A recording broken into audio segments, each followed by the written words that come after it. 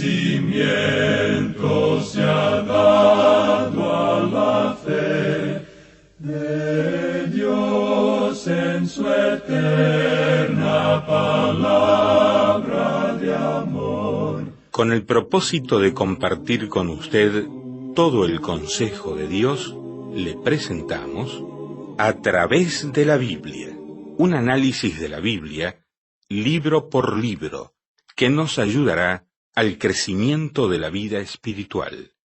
Estos estudios fueron diseñados por el Dr. J. Vernon McGee, destacado maestro y expositor de la Biblia. Le invito a que nos acompañe en este fascinante recorrido de A través de la Biblia. Cuán firme cimiento la palabra de Dios. Con gran gusto y placer nos volvemos a encontrar otra vez. Les habla Lemuel La Rosa, conductor de este espacio A través de la Biblia. En pocos minutos más estará en este micrófono, a través de esta emisora amiga, Samuel Montoya, quien tendrá los comentarios y la interpretación del pasaje elegido para la jornada de hoy, del proceso que seguimos cada vez que usted nos escribe. Por ejemplo, cuando usted nos escribe, se pone en contacto con nosotros y pide las notas y bosquejos, por ejemplo. Ponemos su nombre en el sistema de datos de nuestros oyentes de todo el mundo de habla hispana, y a partir de ese momento, usted va a recibir 6 envíos trimestrales. ¿De acuerdo? El primer envío puede tardar en algunos países de nuestras 3 Américas entre 2 y 3 semanas en llegarle. A veces en algunos países internamente la distribución demora un poco más, pero normalmente entre 2 y 3 semanas a partir de cuando recibimos su solicitud de las notas y bosquejos, el proceso le va a implicar 2 o 3 semanas, ¿de acuerdo? Los siguientes envíos deberán llegar cada 3 meses. O sea, luego del primer envío, cada 3 meses, usted va a recibir las notas y bosquejos correspondientes y otros materiales de estudio de la Biblia. Cuando mandamos nosotros el último envío, según nuestro sistema de vínculo y relación con la audiencia, cuando mandamos el último envío, le vamos a avisar. Así usted sabrá que tiene que renovar el vínculo con este programa. Hay personas que tienen la amabilidad de escribirnos cada vez que reciben los materiales. Y eso para nosotros no solamente es gratificante, es importante saber que los materiales llegan a sus manos, ¿de acuerdo? Así que cada vez que usted recibe material nuestro, escríbanos diciendo lo recibí y lo estoy usando como le guste comentarnos. Para renovar tiene que ponerse siempre en contacto con nosotros, a la dirección que siempre damos en cada uno de los programas. Las cartas y las llamadas durante ese periodo entre un envío y el otro siempre son bienvenidas y nos hace bien saber de ustedes. Ese es el sistema que usamos cada vez que alguien solicita que le enviemos las notas y los bosquejos. Ahora nos aprontamos para el estudio bíblico de hoy en oración. Te pedimos, oh Dios, que nos guíes en la interpretación de tu palabra, que podamos escuchar tu voz y aplicarla a nuestras vidas. En el nombre de Jesús. Amén. Como lo hemos dicho, comenzamos hoy nuestro estudio del Evangelio según San Juan en el Nuevo Testamento. No nos sentimos capaces, amigo oyente, de enseñar este Evangelio, y no decimos esto simplemente como un gesto oratorio, ni con algún tipo de falsa modestia. El Evangelio de Juan a veces se llama el Evangelio sencillo. pero no creemos que sea tan sencillo. Es verdad que la sencillez del lenguaje que se usa aquí ha sido la razón para que muchos designen el relato de Juan como el Evangelio sencillo, pues es un hecho que hay muchas palabras monosílabas y bisílabas en este Evangelio.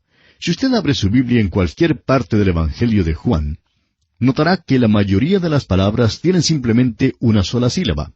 En realidad, es raro encontrar una que tenga 3 o 4 sílabas, y es por esto que muchos dicen, bueno, mire, esto es muy sencillo, no me costará trabajo alguno comprenderlo. Permítanos decirle, amigo oyente, que una de las frases más sencillas que se encuentran en el Evangelio según San Juan aparece en el capítulo 14, versículo 20, donde leemos, «Y vosotros en mí, y yo en vosotros». No sé si usted se ha fijado que casi todas estas palabras son palabras de una sola sílaba, particularmente en el idioma original. Algunas palabras tienen solo 2 letras, solamente 2 palabras tienen 3 sílabas, vosotros. Creemos que cualquier niño de 6 años podría decirle el significado de cualquiera de estas palabras. Pero al juntar estas palabras, amigo oyente, leemos, y vosotros en mí, y yo en vosotros. Y al filósofo o al teólogo más sagaz, nunca le será posible sondear las profundidades del significado de esta frase. Eso es lo que queremos decir, amigo oyente, que estamos llegando al Evangelio más profundo de todos. Creemos que es el más difícil para entender. Claro que podemos comprender su significado superficial, porque sabemos el sentido de las palabras, pero eso no quiere decir que lo comprendamos a cabalidad. No, de ninguna manera. Tenemos aquí un evangelio para el cual necesitamos en verdad del Señor Jesucristo para que Él sea nuestro Maestro. Antes de entrar en el texto mismo, hay algunas cosas que creemos debemos estudiar a manera de introducción. Creemos que esto servirá para prepararnos para nuestro estudio de este evangelio. Veamos primeramente algo sobre su autor. Juan, el apóstol, fue el escritor. Era hijo de Zebedeo y de Salomé, y hermano de Santiago.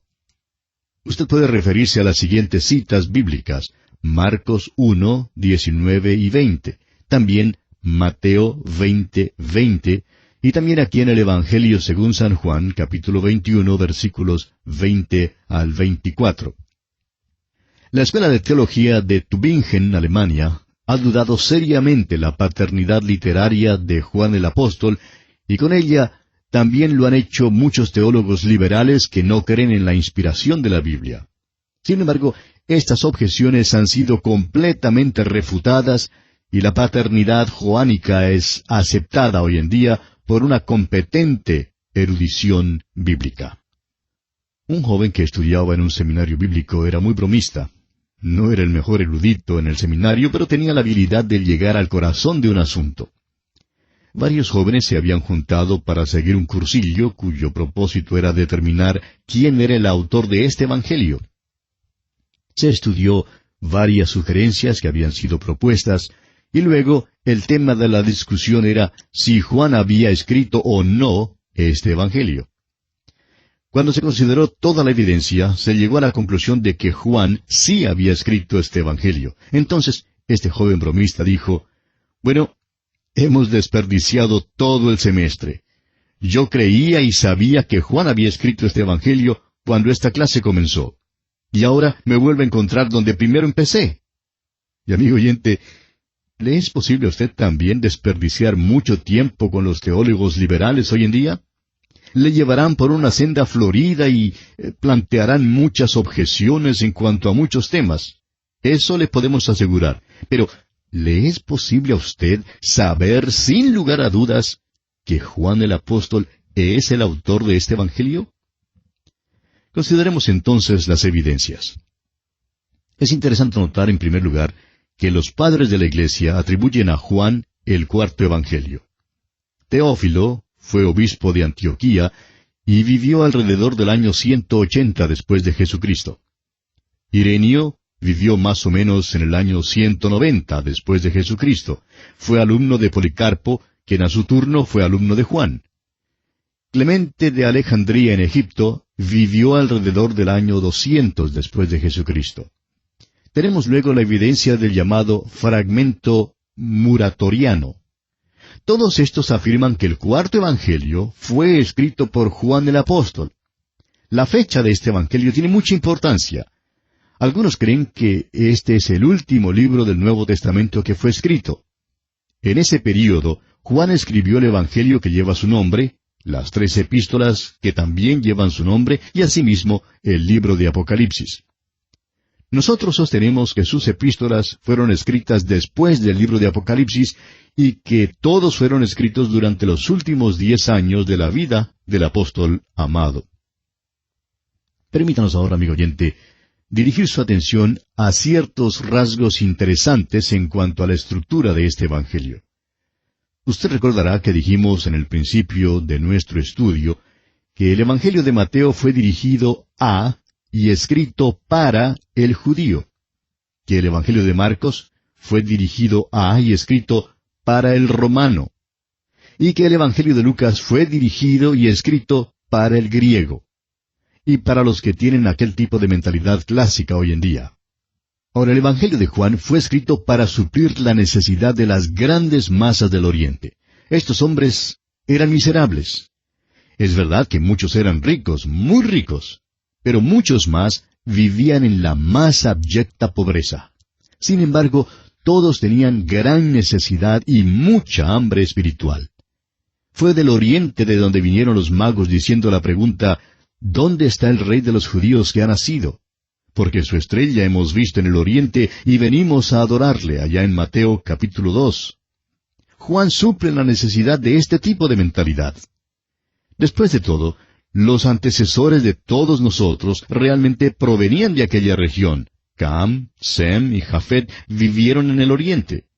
El reino de Babilonia era un gran reino camítico. Abraham, hijo de Sem, venía de esa región. Desde aquella región vinieron los hijos de Jafet. Todos, pues, provenimos de esta región y siempre hemos sido un pueblo necesitado. Hoy en día, esto habla de usted y de mí, amigo oyente, y puede ser que es precisamente por esto que el Evangelio de Juan ha sido recibido y estudiado tan universalmente. El autor de estos estudios bíblicos, el Dr. J. Vernon McGee, cuenta que cuando estudiaba en la universidad, trabajaba para un periódico local y por eso había tratado de dividir los evangelios en estos estudios bíblicos más o menos como se divide un diario en sus partes. Después de todo, la palabra evangelio significa buenas nuevas, o sea, buenas noticias.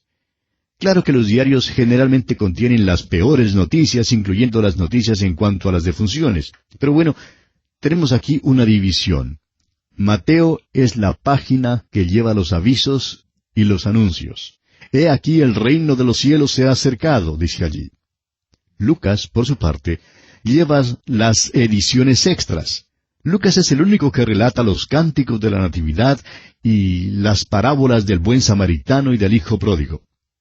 Marcos, por su parte, lleva los encabezamientos, es decir, los titulares llamativos. Dice, «He aquí mi siervo». Y Juan escribe los editoriales. Ha escrito en cuanto al pan de vida, el agua de vida, la vid verdadera y la vida cristiana. Ahora, los 3 primeros evangelios se llaman los evangelios sinópticos porque los 3 son escritos desde el mismo punto de vista y de un modo similar. Pero el cuarto evangelio es diferente. En primer lugar, Mateo y Marcos presentan con énfasis especial los milagros de Jesús y Lucas da atención a las parábolas. En cambio, Juan no hace ninguna de las dos cosas. En segundo lugar, los milagros de Jesús en el Evangelio según San Juan son dados como señales y fueron elegidos con muchísima discriminación para interpretar ciertas grandes verdades. Por ejemplo, Jesús, mediante un milagro, alimenta a 5,000 y pronuncia entonces su discurso sobre el pan de vida. Hay 11 señales con sus aplicaciones específicas en el Evangelio según San Juan. Ahora, en tercer lugar, no hay parábolas en el cuarto Evangelio. Algunas versiones han usado la palabra parábola en el capítulo 10, versículo 6, pero no es la palabra griega parabole, que se usa comúnmente en Lucas, sino paroimia. La versión Reina Valera la traduce correctamente con la palabra alegoría. La historia del buen pastor, por ejemplo, no es una parábola, sino un discurso. Ya hemos mencionado la sencillez del lenguaje en el Evangelio de Juan. Es notable en verdad. Sin embargo, este es el Evangelio más profundo y por eso es bastante difícil sondear su significado. Juan nos da un orden cronológico que es bueno notar. Por ejemplo, en el primer capítulo, versículo 35, dice, el siguiente día. Y luego, en el versículo 43 del mismo capítulo, repite, el siguiente día. No solo nos da un orden lógico de sucesión, sino también un orden cronológico. También presta atención a lugares y ciudades, por ejemplo, Betábara, al otro lado del Jordán, en el capítulo 1, versículo 28. Caná de Galilea, en el capítulo 2, versículo 1. Aunque la deidad de Cristo es el tema predominante en este Evangelio, la humanidad de Cristo no se pierde de vista y en verdad es acentuada en forma especial. No sé si usted se ha fijado en el hecho de que Juan es el único de los evangelistas que nos cuenta el viaje de Jesús por Samaria y cómo se sentó junto al pozo y que estaba cansado del camino. ¿Puede usted pensar en otra cosa que sea más humana que esa? Bueno, amigo oyente, nosotros sí podemos pensar en una cosa que sea más humana que esa, y es que Jesús lloró. Y es Juan también quien nos cuenta eso. El nombre Jesús se usa con exclusividad en este Evangelio, con la exclusión de Cristo. Esto parece extraño en el Evangelio que manifiesta su deidad. ¿Por qué pues se usa solamente el nombre Jesús? Bueno, es porque Dios se hizo hombre. También creemos que es interesante notar que la palabra judío aparece más de 60 veces en este Evangelio. Durante toda la vida de la Iglesia, se ha rendido mucho culto al cuarto Evangelio. Algunos lo han llamado el corazón de Cristo, otros el Evangelio espiritual, y en Europa lo llaman el seno de Cristo. Orígenes, uno de los padres de la Iglesia, dijo, el Evangelio de Juan es la consumación de los Evangelios, así como los Evangelios, a su vez, son la consumación de las Escrituras. Jerónimo dijo, Juan sobresale en las profundidades de los misterios divinos. Culross lo expresó así. Creo que las escrituras de Juan han sido enjugadas por más lágrimas de penitentes y que han ganado más corazones para el Redentor que todas las demás juntas. El doctor A. T. Pierson escribió, toca el mismo corazón de Cristo. Si Mateo corresponde a la corte de Israel, Marcos a la corte de los sacerdotes y Lucas a la corte de los gentiles, Juan nos guía más allá del velo, al lugar santísimo. El doctor A. Hayes ha dicho, al leerlo, recibimos la seguridad de que aquí por fin tenemos una descripción digna y adecuada de la vida de Jesús entre los hombres. Como ya lo dijimos, la deidad de Jesús es el tema que predomina en este Evangelio. El carácter mesiánico de Cristo es un tema que también tiene prioridad.